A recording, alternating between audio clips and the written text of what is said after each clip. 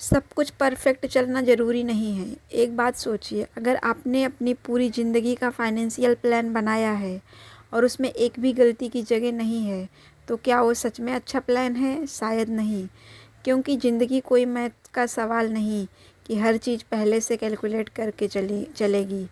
कभी सैलरी कम हो सकती है, कभी अचानक बड़ा खर्च आ सकता है, कभी इन्वेस्टमेंट उम्मीद के हिसाब से नहीं चलेगी और कभी ऐसी सिचुएशन आ जाएगी जिसकी आपने सोची भी नहीं थी।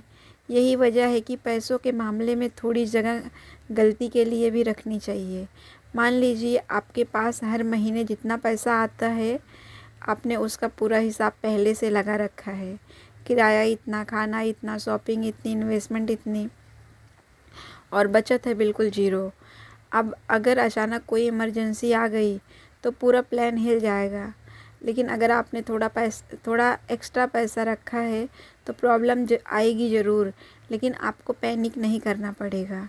यही है रूम फॉर एरर, मतलब अपने प्लान में थोड़ा एक्स्ट्रा स्पेस छोड़कर चलना। हर चीज़ को मैक्सिमम लेवल तक पुश मत करो। अगर आप इन्वेस्टमेंट कर रहे हैं तो सारी उम्मीद एक ही जगह मत रखो। अगर आप मंथली खर्च प्लान कर रहे तो थोड़ा मार्जिन रखो। और अगर कोई गोल बनाया है तो ये मत सोचो कि एग्जैक्टली उसी डेट पर एग्जैक्टली वही रिजल्ट मिलेगा। थोड़ा ऊपर नीचे हो सकता है और हॉनेस्टली यही नॉर्मल है। कई बार लोग इसलिए नहीं हारते कि उनका प्लान ख़राब था, वे इसलिए फंस जाते हैं क्योंकि उनके प्लान में एक छोटी गलती की जगह नहीं थी। एक अनएक्सपेक्टेड एक्सपेंस आया, एक इनकम रुक गई, पूरा सिस्टम कोलैप्स। इसलिए स्मार्ट प्लानिंग का मतलब सिर्फ ये नहीं है कि अगर आप सब कुछ मेरे हिसाब से हुआ तो क्या होगा। स्मार्ट प्लानिंग ये भी पूछती है, अगर चीज़ें मेरे हिसाब से नहीं हुई तो क्या फिर मैं संभल पाऊँगा?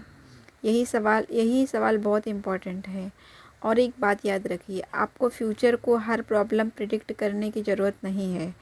बस इतना मजबूत बनिए कि कोई अनएक्सपेक्टेड प्रॉब्लम आए तो आपकी पूरी फाइनेंशियल लाइफ ख़त्म ना हो जाए।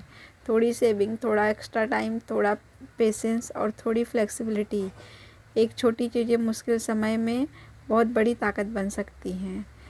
चैप्टर 13 की सबसे सिंपल सीख, ऐसा फाइनेंशियल प्लान मत बनाइए कि जो सिर्फ अच्छे समय में काम करे।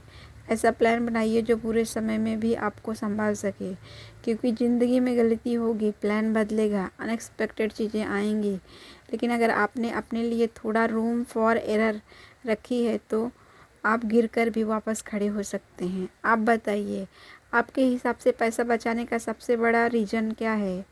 फ्यूचर, इमरजेंसी या फ्रीडम? कमेंट में ज़रूर बताइए।